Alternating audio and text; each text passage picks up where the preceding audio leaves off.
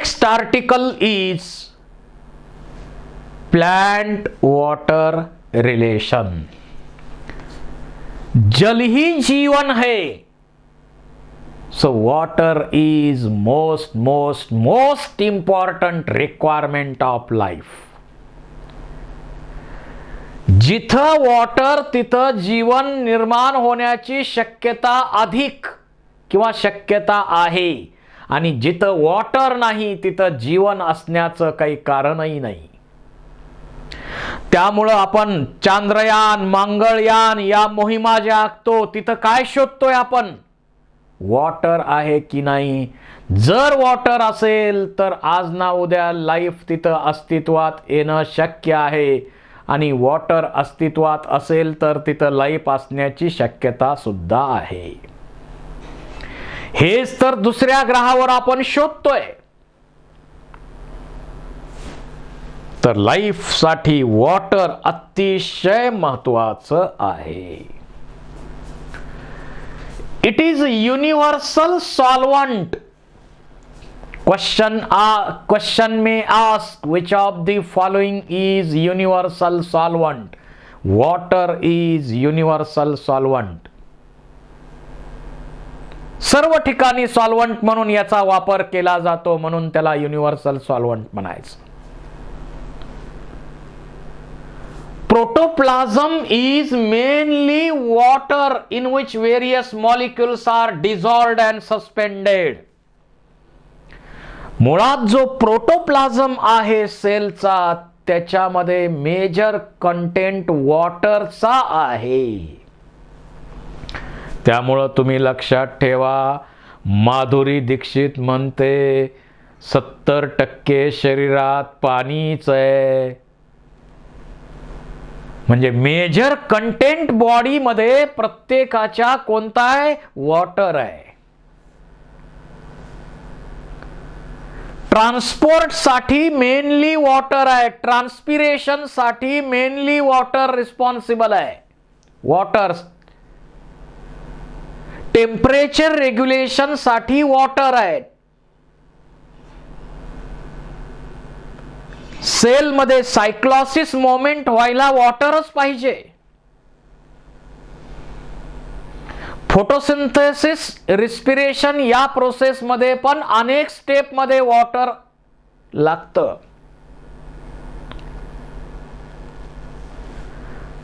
Soft plant part mostly content water. जे soft part असतात plant मध्ये त्यांच्यामध्ये मेजर वॉटर आहे. फॉर एक्झाम्पल कलिंगड, वॉटरमेलॉन 92% of water.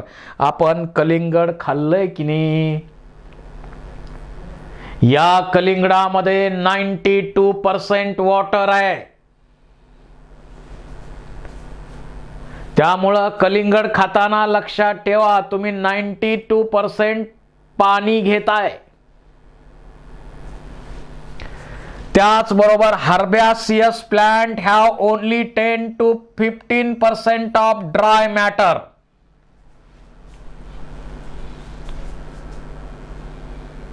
Dry seeds and woody part also contain little amount of water. जे dry seeds आहेत, इथं photograph दाखवलाय, जे ड्राय सीड्स आहेत, वुडी पार्ट आहे प्लांटचा, अशा ठिकाणी कमीत कमी पाणी असतं. आपण सीड प्लांट पासून काढून घेतल्यानंतर ते उन्हात वाळवतो, म्हणजे त्याचं डिहायड्रेशन करतो आणि कमीत कमी पाण्यावर लाईफ ऍक्टिव्हिटी चालू ठेवल्या जातात. उन्हात वाळवून ठेवतो धान्य आपण. अ मॅच्युअर कॉर्न प्लांट, एक मॅच्युअर कॉर्न प्लांट विचारात घेतलं तर it absorbs 3 liters of water daily. एक मॅच्युअर कॉर्नचं प्लांट विचारात घेतलं तर ते दररोज 3 लिटर एवढं पाणी घेतं. A mustard plant absorb water equal to its own weight in 5 hours. जेवढं त्याचं वजन आहे तेवढं पाणी 5 तासामध्ये मस्टर्डचं प्लांट, मोहरीचं प्लांट घेतं.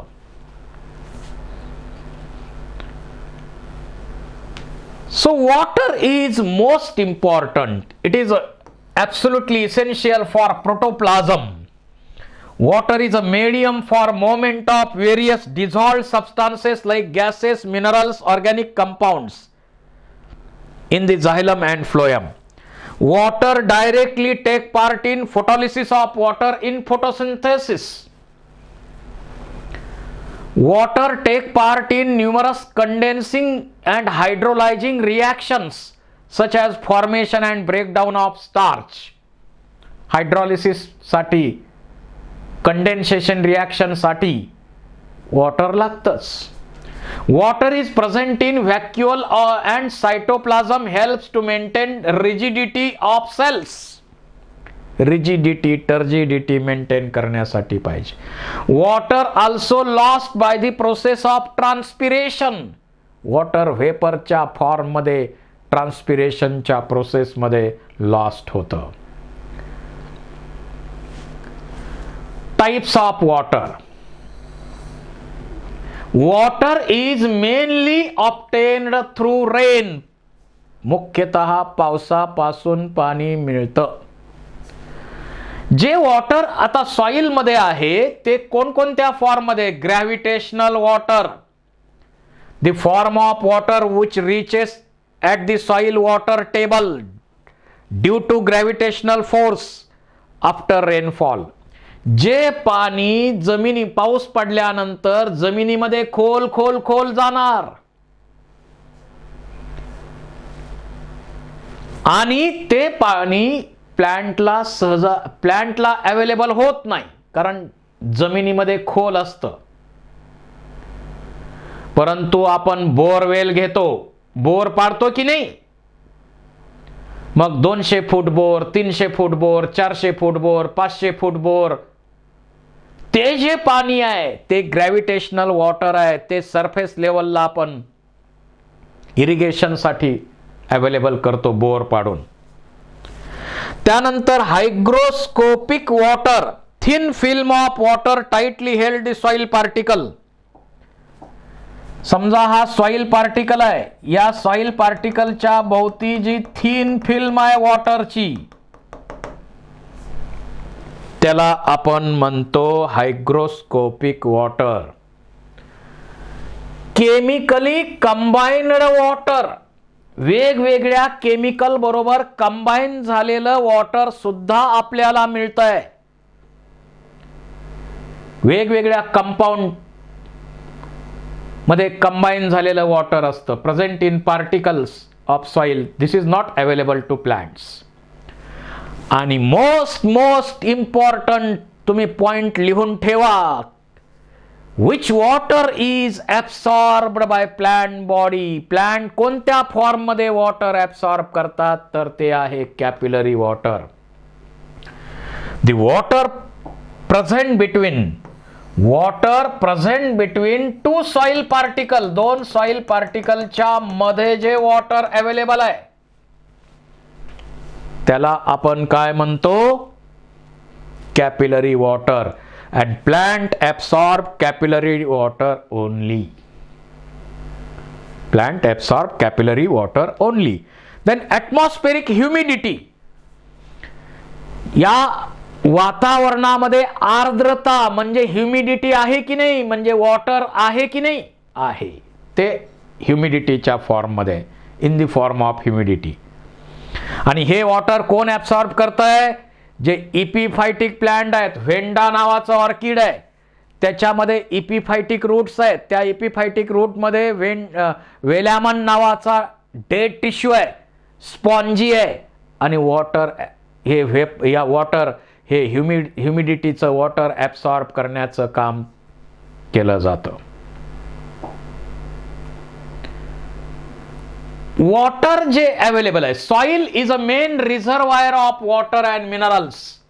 Main source of water in soil is a rain water.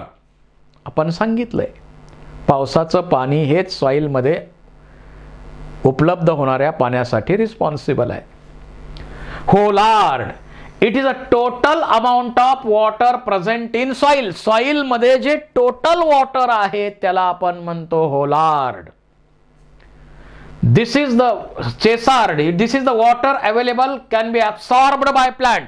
त्या सॉइल मध्ये असणाऱ्या टोटल वॉटर पैकी जे वॉटर प्लांट ॲब्सॉर्ब करतात त्याला चेसार्ड म्हणायचं, आणि जे वॉटर अवेलेबल होत नाही प्लांटला त्याला इकार्ड म्हणायचं. It is in the form of solution with dissolved minerals called as sap, Icard. Water in cell dissolved content called as sap. जे वॉटर सेल मध्ये असतं ते डिझॉल्व्ड फॉर्म, त्याच्यामध्ये डिझॉल्व्ड मिनरल एलिमेंट्स आहेत, डिझॉल्व्ड वेगवेगळे कंपाऊंड्स आहेत, त्याला आपण कलेक्टिव्हली म्हणतो सॅप. आता याच्यानंतर काही टर्म्स आणखी आपल्याला स्टडी इथं करायच्या आहेत. त्याच्यामध्ये पहिली टर्म पुढच्या लेवलला येते वॉटर पोटॅन्शियल, साय डब्ल्यू. साय हा सिम्बॉल किंवा हे लेटर त्यासाठी साइन वापरलं जातं. It is potential energy of water. वॉटरची जी पोटॅन्शियल एनर्जी आहे त्या एनर्जीला आपण म्हणतो water potential. It is a measure of ability of water molecule to move freely in solution. वॉटरची सोल्युशन मध्ये मूव्ह करण्याची ॲबिलिटी, कॅपॅसिटी, शक्ती, त्या शक्तीला म्हणायचं water potential. It is expressed in pressure unit Pascal. Water molecules have kinetic energy. In liquid and gaseous form, they show random and rapid constant motion. At the concentration of water in system increases, kinetic energy or water potential also increases. एखादी system आहे, त्या system मध्ये तुम्ही water add करत राहता तसं त्याच्यामध्ये water potential वाढत राहतं. आणि त्याच सिस्टीम मध्ये तुम्ही सोल्यूटचं पोटॅन्शियल वाढवता तसं वॉटरचं पोटॅन्शियल कमी म्हणजे फ्री एनर्जी कमी होत जाते.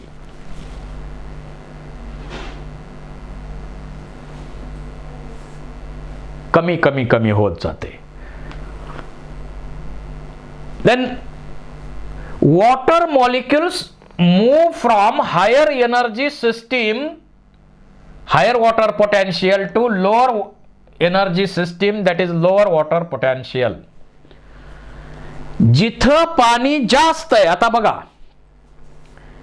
इथं हाय प्युअर वॉटर आहे म्हणजे हाय वॉटर पोटॅन्शियल आहे, इकडं सोल्यूट पोटॅन्शियल जास्त आहे, त्यामुळं इकडं वॉटर पोटॅन्शियल मॅक्झिमम आहे 0, आणि सोल्यूट इकडं मॅक्झिमम असल्यामुळं इथं वॉटर पोटॅन्शियल निगेटिव्ह असतं. या ठिकाणी water molecules moves from higher energy system, higher water potential to lower water potential अशी मोमेंट वॉटरची होत असते. Such movement of substances down gradient of free energy called as diffusion. आपण डिफ्युजनचा स्टडी ऑलरेडी केलाय. Water potential of pure water at standard temperature is, which is not under the any pressure, is 0. कुठलंही pressure त्यावर apply केलं नसेल,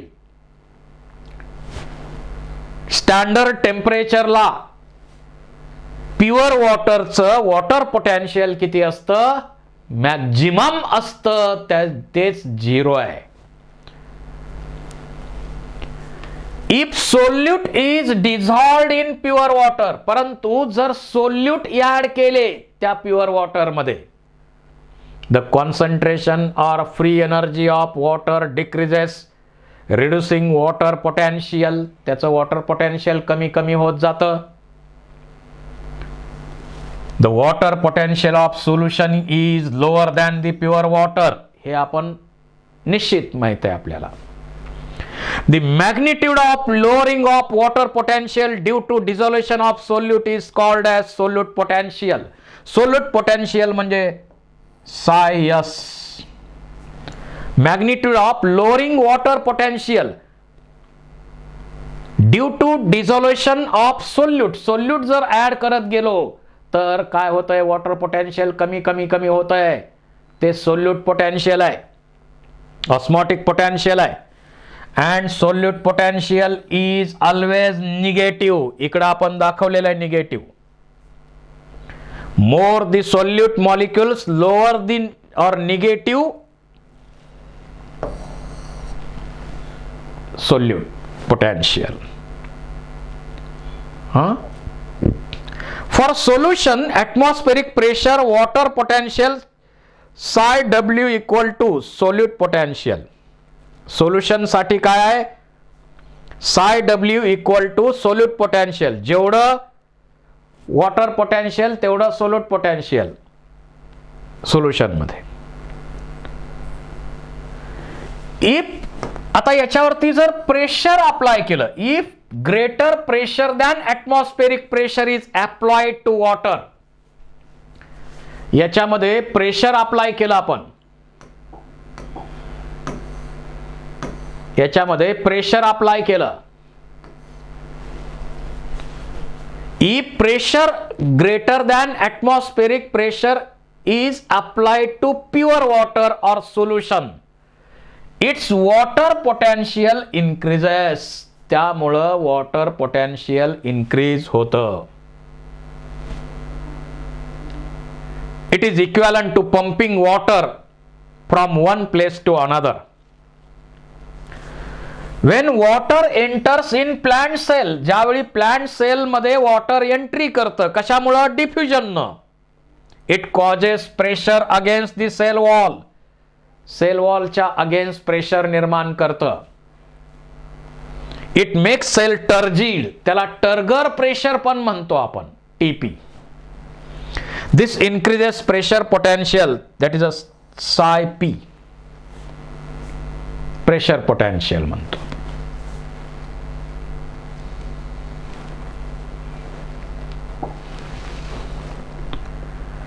the pressure potential is usually positive. Pressure potential positive असतं.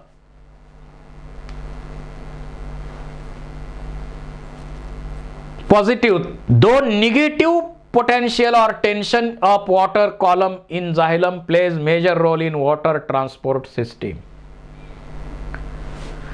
Pressure potential usually positive आहे, परंतु negative potential किंवा tension of water in the water column in the xylem is responsible for ascent of sap. हे आपल्याला माहित आहे, पुढे आपण स्टडी करणार आहे. Water potential of cell is affected by solute potential, pressure potential. The relation between them is psi W म्हणजे water potential equal to psi S plus psi P. Solute potential plus pressure potential. आता actual water potential म्हणजे water मध्ये असणारी free energy. Diffusion साठी जी free energy available आहे त्याला आपण water potential म्हणतो. एखादी टर्जिड सेल घेतली आपण, फुगलेली सेल जर घेतली तर या टर्जिड सेलचं पोटॅन्शियल बघा. सोल्यूट पोटॅन्शियल समजा -10 बार आहे, प्रेशर पोटॅन्शियल समजा 10 बार आहे, इथं +10 बार आहे. तर psi W equal to psi S plus psi P म्हणजे -10 + 10 दॅट इज इक्वल टू 0. कारण टर्जिड सेल असेल तर फुगलेली सेल आहे, त्याच्यामध्ये पाणी पुन्हा जाणार आहे का, नाही. So water potential of turgid cell is 0. जसं फुग्यामध्ये हवा भरली आहे त्याची जोपर्यंत मॅक्झिमम कॅपॅसिटी आहे तोपर्यंत त्यामध्ये हवा भरली जाणार. एक स्टेज अशी येईल की आता हवा भरली तर फुटणार. त्या मॅक्झिमम कॅपॅसिटी नंतर फुग्यामध्ये हवा भरली जाईल का? नाही, 0 असेल त्यावेळी. तसं water potential of turgid cell is 0. त्याचबरोबर वॉटर पोटेन्शियल ऑफ फ्लॅसिड म्हणजे एम्प्टी सेल असेल. Water potential of flaccid cell. आता इथं टर्गर प्रेशर 0 आहे का? कारण एम्प्टी सेल मध्ये आता वॉटर जातंय का? नाही. आता साई म्हणजे आपल्याला माहिती आहे सोल्यूट पोटेन्शियल -10 बार आहे. प्रेशर पोटेन्शियल आता 0 आहे.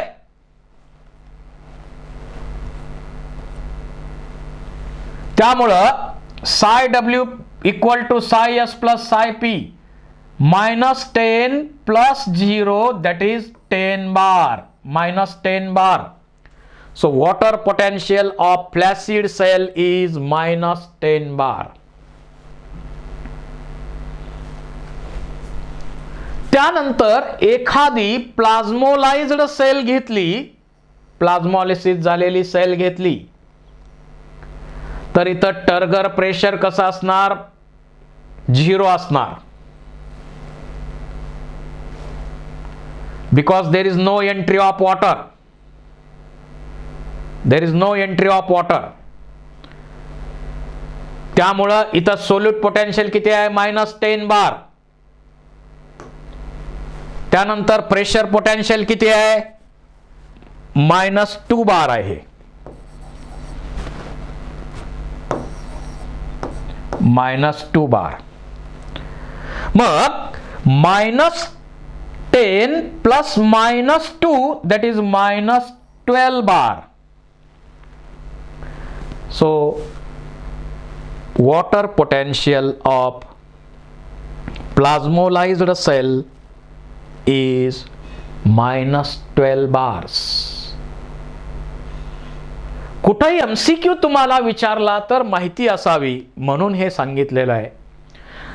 बर, वॉटर पोटेन्शियल आणि दुसरी याला विरुद्ध टर्म आहे, सेम अपोजिट आहे, DPD. कसे आहेत हे? रिव्हर्स आहे. बरोबर याच्या उलट काय आहे? DPD. पुढे आपण DPD ची चर्चा करणार आहोतच.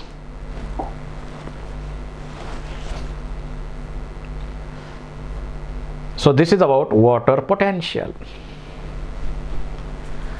त्यानंतर डिफ्युजन प्रेशर डिफिसिट किंवा त्याला सक्शन प्रेशर. वॉटर सक करण्याची कॅपॅसिटी डिफ्युजन प्रेशर डिफिसिट म्हणतो. Renner named it as a suction pressure in cell. The difference between diffusion pressure of solvent between pure solvent and solution of different concentration is called as diffusion pressure deficit.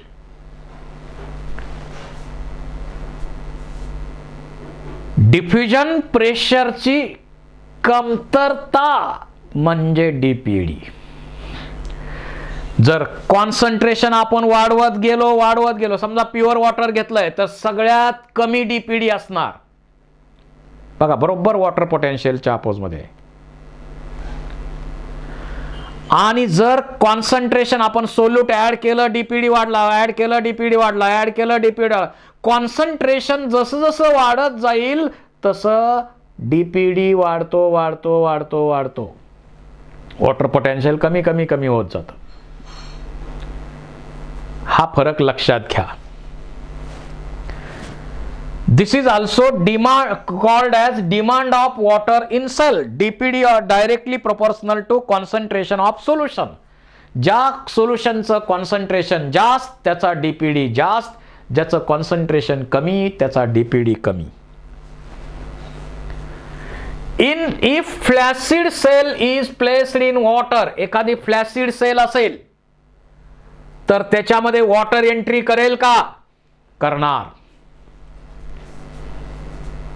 Because DPD of cell sap is higher. का water entry करेल?